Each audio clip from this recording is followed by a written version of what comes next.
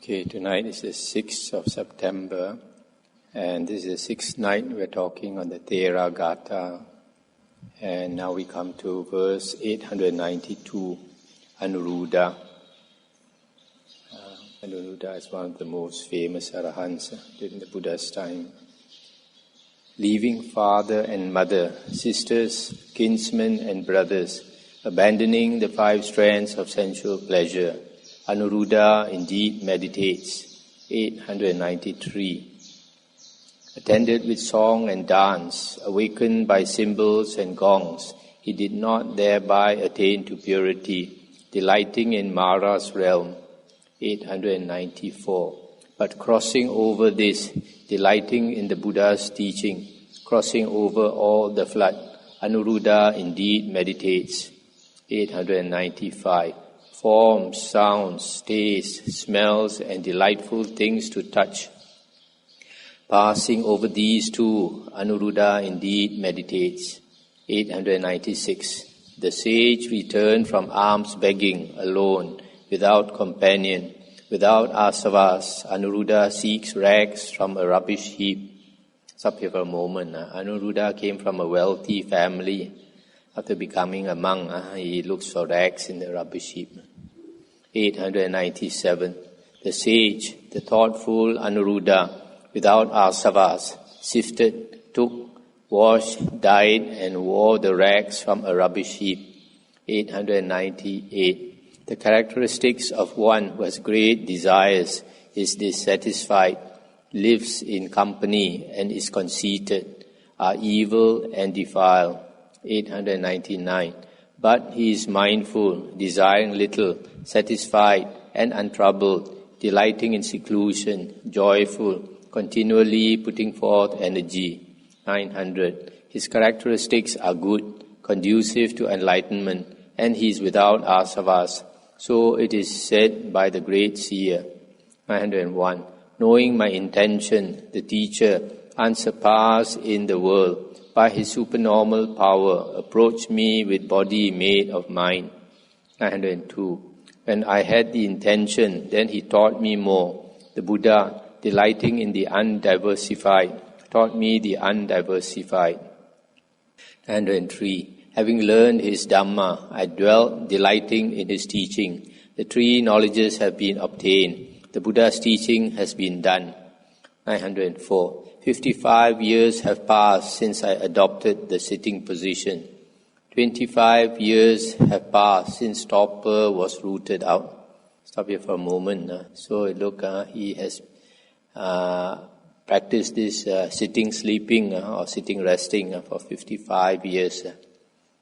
And he had been an arahant for 25 years. So you can see from here, it took him 30 years to attain arahanthood. 30 years of practicing this sitting position. So it's not easy to attain arahanthood. Even if you practice very hard, so it takes at least that amount of time generally. 905. There was no breathing in and breathing out for the Venerable One with steadfast mind, unmoved, aiming at peace. The one with vision is quenched. 906. With undisheartened mind, he endured sensation. Like the quenching of a lamb was the release of his mind. 907. These now are the last sense impressions of the sage, touch and the other 4. Nor will there be any other mental phenomena since the enlightened one is quenched. That means his thinking, uncontrolled mental outflows, his uncontrolled thoughts have stopped now. 908. Not now is there renewed dwelling in the company of the devas and snarer. Journeying on from rebirth to rebirth is completely annihilated. There is now no renewed existence. 909. By whom the world, together with Brahma's heaven, is known 1,000-fold in a moment. That monk, having mastery in the strands of supernormal power or psychic power, and in knowledge of passing away and rebirth, sees the devatas in time. This one, stop here for a moment. Anuruddha is supposed to be able to see the 1,000 world systems in the palm of his hand. His mind has opened up so wide. that his mind, so that even 1,000 world systems to him is so small. Remember the story of the Xuan Chuang going to the India, to the west, and the monkey god was very naughty. He thought his psychic power was very great. And the Buddha asked him to jump, and then told him he only jump between the two fingers of the Buddha, something like that. 910. I was formerly Anabara, food carrier, a poor carrier of fodder. I made an offering to the famed ascetic Uparita. 911. I was reborn in the Sakyan clan. They knew me as Anuruddha. I was attended with song and dance, awakened by the cymbals and gongs. 912. Then I saw the fully enlightened one, the teacher with no fear from any quarter, making my mind trust in him. I went forth into the homeless state. 913. I know my former habitation or lives, where I lived before. I remain among the Tavatimsa Devas with birth as Sakka. 914. 7 times I rule a kingdom as king of men, possessing the whole world. A conqueror, the lord of Jambu Sanda. I govern without stick or sword, righteously. I mean, he was a wheel-turning king, as universal monarch. 915. From here 7, from there 7, in all for 14 journeys. I know my habitation. Then I remain in the Deva world. 916. In 5-fold peaceful concentration, fixed on one point, I have obtained complete repose. My Deva eye is purified. 917. Standing in 5-fold meditation, I know the passing away and rebirth of creatures, their coming and going, their existence in this form or that. 918. The teacher has been waited on by me. The Buddha's teaching has been done. The heavy load has been put down. That which leads to renewed existence has been rooted out. 919. In Veluva village of the Vajis, after the complete annihilation of life, I shall be quenched under a tree in the bamboo grove without asavas. And then probably could see the future where it's going to pass on. Actually, in one of the suttas, because he was Kakadeva Raja before, probably before he came down as a human being, so his former wife, Devi, from the heaven, came down to see him and asked him when is he going up to the heaven again, and he said he'll never go up to the heaven again. Parapariya, this monk also has a lot of nice words which I appreciate very much. 920. A thought came to the ascetic in the great wood when it was in flower, when he was seated, intent, secluded, meditating. So here he tells of all the things that came to his mind. 921. The behavior of the monks now seems different from when the protector of the world, the best of men, was alive. 922. There was protection from the wind, a loincloth as covering for their modesty. They ate moderately, satisfied with whatever came their way. 923. If it were rich food or dry, little or much, they ate it to keep alive, not being greedy, not clinging to it. 924. They were not very eager for the necessities of life, for medicines and requisites, as they were for the annihilation of the asavas. 925. In the forests, at the foot of trees, in caves and grottos, devoting themselves to seclusion, they dwelt, making that their aim. 926. Devoted to lowly things, of frugal ways, gentle, with unstubborn minds, uncontaminated, not garrulous, not talkative, intent upon thinking about their goal. 927. Therefore their gait, eating, and practices were pious. Their deportment was smooth, like a stream of oil. 928. Now those elders with all asavas completely annihilated, great meditators, great benefactors, are quenched. Now there are few such men. 929. Because of the complete annihilation of good characteristics and wisdom, the conqueror's teaching, endowed with all excellent qualities, is destroyed. 930. This is the time of evil characteristics and defilements, but those who are ready for seclusion possess the remainder of the true Dhamma. This is one of the verses I like. Just like nowadays, time of evil characteristics and defilements among the Sangha. But those who are ready for seclusion, stay in forest areas or forest monasteries, they possess the remainder of the true Dhamma. 931. Those defilements increasing enter many people. They sport with fools, I think, as demons do with the mad. 932. Those men overcome by defilements run here and there in the divisions of defilement, as if their own private battle with Mara had been proclaimed. 933. Having abandoned the true Dhamma, they quarrel with one another. Following after false views, they think this is better. 934. Having cast aside wealth and sons and wife, they go forth. They cultivate practices which are not to be done, even for the sake of spoon alms. 935. Having eaten their fill, they lie down, lying on their backs. When awake, they tell stories which were condemned by the teacher.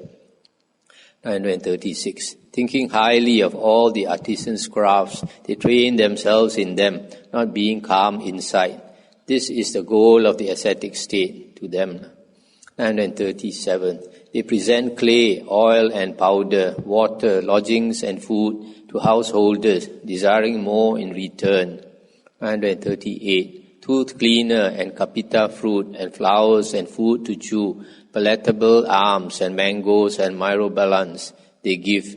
939. In medicines they are like doctors, in their various duties like householders, in adornment like courtesans, in authority like nobles. 940. Cheats, frauds, false witnesses, unscrupulous, with many stratagems, they enjoy the things of the flesh. 941. Running after pretexts, arrangements, stratagems, aiming at a livelihood, they accumulate much wealth by a device. 942. They cause the assembly to meet for business purposes, not because of the Dhamma. They preach the Dhamma to others for gain and not for the goal. 943. Those who are outside the Sangha quarrel about the Sangha's gain. Being quite shameless, they are not ashamed that they live on another's gain. 944. Not applying themselves. In this way, some with shaven heads and wearing their outer robe desire only reverence, being bemused by gain and honor. 945. When various things have thus turned out, it is not now so easy either to attain the unattained or to keep safe what has been attained. 946. As one might go shoeless in a thorny place if he summoned up mindfulness, so should a sage go in a village. Now there's a lot of thorns in the village. Have to be very careful. 947. Remembering the former sages, recollecting their behavior, even though it is the last hour, one may attain the undying state. 948. Thus speaking in the Salwood, the ascetic with developed faculties, the Brahmana, the seer, was quenched, with renewed existence annihilated. So this monk, he was thinking during the Buddha, when the Buddha was alive, the monks were practicing well. And now that the Buddha has passed on, there are very few arahants, and the majority of the monks are not interested in practicing the Noble Eightfold Path. They are interested in two things, fame or reverence and gains, offerings. Now we come to the group of 30 verses, Pusa, 949. Seeing many believers with themselves developed, well restrained, the seer Pandarasa Gota asked the one called Pusa, 950. This Pandarasa Gota must be an external ascetic. Tell this to me when asked, in the future time, of what desire will people be, of what intention, of what behavior? And this Pusa must be an Arahant, he said, 951. Hear my words, seer, called Pandarasa. Consider them carefully. I shall describe the future. 952. In the future, many will be angry and full of hatred, hypocritical, obstinate, treacherous, envious, and with different doctrines. 953. Thinking that they have knowledge about the profound Dhamma while only remaining on the brink, fickle and irreverent towards the Dhamma, without respect for one another. 954. Many perils will arise in the world in the future. The foolish will defile this well-taught Dhamma. 955. Although devoid of virtuous qualities, running affairs in the Sangha, the incompetent, the garrulous, and those without learning will be strong. 956. Although possessing virtuous qualities, running affairs in the Sangha in the proper manner, the modest and unconcerned will be weak. 957. In the future, fools will accept silver and gold, that means money, fields, property, goats and sheep, and male and female servants. So this is something that even nowadays is happening. 958. Easily taking offense, fools, not concentrated in virtues, frivolous, they will wander about like quarrelsome animals. 959. And they will be conceited, clothed in blue robes, deceitful, stubborn, chatterous, sharp-witted. They will wander as though they were noble ones. 960. With hair sleeked with oil, vain, with eyes painted with collyrium, they will go on the highway, clad in ivory-colored clothes. 961. Infatuated with white robes, they will detest the yellow robe, the well-dyed banner of the Arahants, which is worn without detestation by those who are completely released. 962. They will be desirous of gain, inactive, devoid of energy. Finding their woodland wilderness wearisome, they will dwell in villages or towns and cities. 963. Being unrestrained, they will associate with and follow the example of only those who obtain gain and delight always in wrong means of livelihood. 964. Those who do not obtain gain will not be objects of worship. They will not follow the wise, even though they are very pleasant. 965. Finding fault with their own banner, which is dyed the color of copper, some will wear the white banner of the sectarians. 966. Then they will have no reverence for the yellow robe, and there will be no consideration for the yellow robe among monks. 967. This very terrible lack of consideration was unthinkable to the elephant, overcome by pain, pierced by the arrow, hurt. 968. For then the 6-tusked elephant, seeing the well-dyed banner of the Arahants, straightway said these salutary verses. 969. The impure one who will wear the yellow robe, devoid of self-taming and truth, does not deserve the yellow robe. 970. But he who has put away impurity, is well concentrated in the virtues, is possessed of self-taming and truth, indeed deserves the yellow robe. 971. Devoid of virtue, foolish, unrestrained, acting willfully, with wandering mind, without energy, he does not deserve the yellow robe. 972. But he who is possessed of virtue, rid of desire, concentrated, whose mind's intentions are pure, deserves the yellow robe. 973. The conceited, frivolous fool who has no virtue deserves the white robe. What will the yellow robe do for him? 974. Both monks and nuns with evil minds, disrespectful, will in future rebuke the venerable ones whose minds are full of loving kindness. 975. Even though being trained in the wearing of the robe by the elders, fools will not listen, being stupid, unrestrained, acting willfully. 976. Those fools, being thus untrained, without respect for one another, will take no notice of their preceptors, as a bad horse takes no notice of the charioteer. 977. So during the future time will be the behavior of monks and nuns when the last time has come. 978. Before this very fearful future time comes, be of pleasant speech, congenial, with respect for one another. 979. Be with your minds full of love, compassionate, restrained in the virtues, putting forth energy, resolute, always of strong effort. 980. Seeing indolence as a fearful thing, and vigilance as rest from exertion, develop the eightfold path attaining the undying state. So he's talking about the future monks. Now we come to Sariputta, 981. Of restrained conduct, full of mindfulness, like a mindful one, meditating with restrained intentions, vigilant, delighting in inward things, with self well concentrated, alone, content, him they call a monk. 982. Whether eating moist or dry food, he should not be satisfied.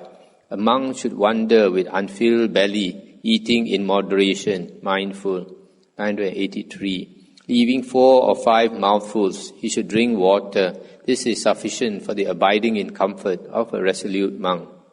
984. If he covers himself in the proper robe, which is for this purpose, this is sufficient for the abiding in comfort of a resolute monk. 985. If it does not rain on his knees as he sits cross-legged, this is sufficient for the abiding in comfort of a resolute monk. 986. Who has seen happiness as pain, has seen pain as the dart, and realized that there is nothing between the two, with what in the world will he be concerned? 987. May I never have anything to do with an evil wisher, who is inactive and devoid of energy, with little learning, disrespectful. With what in the world will he be concerned? 988. Let the one who has great learning, is prudent, well concentrated in virtues, devoted to peace of mind, stand right at the head. 989. He who is devoted to the diversified world, an animal delighting in the diversified world, fails to attain quenching, unsurpassed rest from exertion. 990. But he who, abandoning the diversified world, delights in the path to the non-diversified world, he attains quenching, unsurpassed rest from exertion. 991. Whether in the village or in the forest, on low ground or on high, wherever the Arahants live, that is delightful country. 992. Forests are delightful, where ordinary people find no delight. Those rid of desire will delight there. They are not seekers after sensual pleasures. 993. If one should see a seer of faults, a teller of one's errors, a prudent man, one should associate with such a clever man, like a revealer of treasure. It fares better, not worse, for one who associates with such a one. This one is good advice, but very few people can take it, because if you stay with the teacher, always telling you your faults, if you are not willing to change, then you get annoyed rather than happy. 994. He should advise, he should admonish, he should restrain from the improper, for he is the friend of the good, he is the enemy of the bad. 995. The Blessed One, the Buddha with vision, taught the Dhamma to another. While the Dhamma was being taught, being desirous of it, I turned an attentive ear. 996. My listening was not in vain. I am released without asavas, not for knowledge of former habitation, nor even for the deva eye, nor for the psychic power of knowledge of other people's thoughts, nor for knowledge of passing away and rebirth, nor for purity of the ear element was there any resolve of mind. Up here for a moment. So actually, after 2 weeks that he had ordained under the Buddha, he was fanning the Buddha, maybe on a hot afternoon, and the Buddha was talking with an external ascetic. And Sariputta was fanning the Buddha and listening to the two of them talking. Then when he understood the Dhamma, then he attained enlightenment. And after he became an Arahant, even though he had all the jhanas, he was not interested in psychic power. He was not interested in reading other people's mind or seeing his past births and all these things. So he never attained any psychic power. Even though, because he had attained the 4 jhanas, 4 rupa jhanas, 4 arupa jhanas, and even cessation of perception and feeling, which means his mind is very bright. When he closes his mind, as the sutta says, day is like night, and night is like day. It's bright. But it's different from psychic power. It's not psychic power.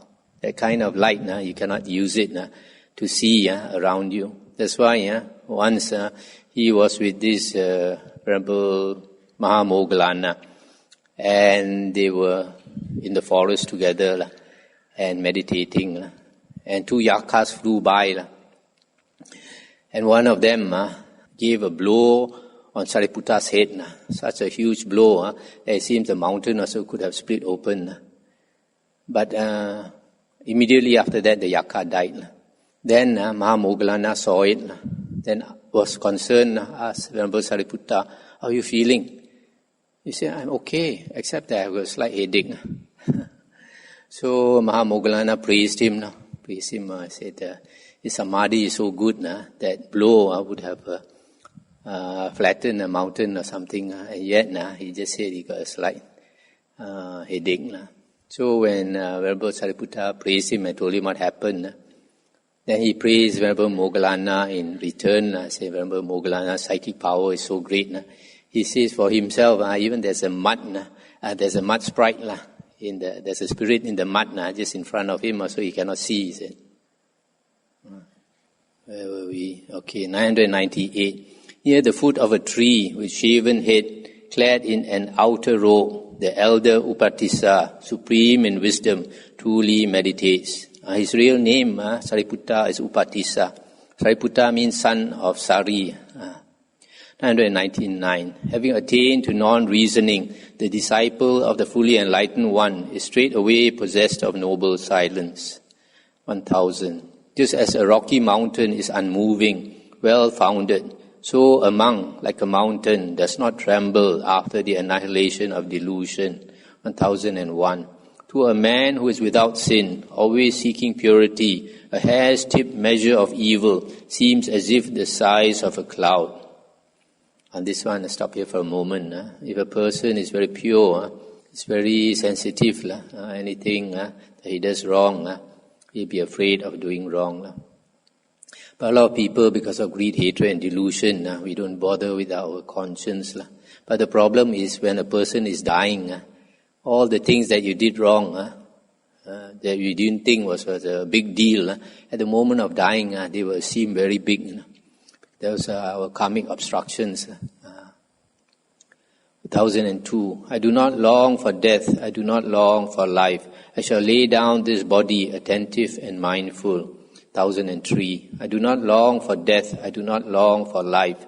But I await my time as a servant his wages. 1004. On both sides this is death, not non-death, either afterwards or before. Enter on the way, do not perish. Let not the opportunity pass you by. 1005. As a frontier city is guarded inside and out, so you should guard yourselves. Let not the opportunity pass you by. For those who have missed the opportunity grieve when consigned to hell. 1006. Calm, quiet, speaking in moderation, not conceited. He shakes off evil characteristics as the wind shakes off the leaves of a tree. 1007. Calm, quiet, speaking in moderation, not conceited. He plucked off evil characteristics as the wind plucks off leaves from a tree. 1008. Calm, without grief, settled and undisturbed, of good virtue, prudent, he should put an end to pain. 1009. One should not in this way put trust in some householders or even those who have gone forth. Even when they have been good, some become bad. But having been bad, some become good. Stop here for a moment. So people can change. Some people, they might be practicing well, another day they turn bad. One extreme sometimes can go to another extreme. 1010. Desire for sensual pleasures, malevolence, sloth and torpor, conceit and uncertainty. These are the 5 defilements of the mind for a monk. 1011. Whose concentration does not waver, both while he is being honored and because of lack of honor, since he lives in a state of vigilance, meditating, persevering, having subtle insight into views, having delight in the annihilation of grasping. Him they call a good man. 1013. Even the great sea, the earth, a mountain, and the wind are not applicable in simile to the teacher's excellent release. 1014. Keeping the wheel rolling, having great knowledge, concentrated, being like earth, water, fire, the elder is not attached, he is not opposed. Stop here for a moment. It's like earth, water, fire. This simile the Buddha gave to his son Rahula. He said to Rahula, be like the earth. When you spit on the earth doesn't react. When you shit on the earth or do anything to the earth, burn the earth, also it doesn't react. In the same way, water and fire. So it's just like the gong is already cracked. When you hit it, there's no sound, no reaction. That's the Arahant. 1015. Having attained the perfection of wisdom, having great discernment and great thought, not dull, but as though dull, he always wonders, quench. So a person with great wisdom, he acts like a fool. You don't know. 1016. The teacher has been waited on by me. The Buddha's teaching has been done. The heavy load has been put down. That which leads to renewed existence has been rooted out. 1017. Strive with vigilance. This is my advice. Come now, I shall be quenched. I am completely released in every way.